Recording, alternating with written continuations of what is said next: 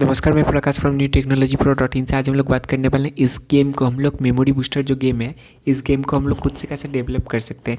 ये बहुत ही simple process है। आपको पूरा स्टेप बाय स्टेप प्रोसेस भी नहीं करना होगा।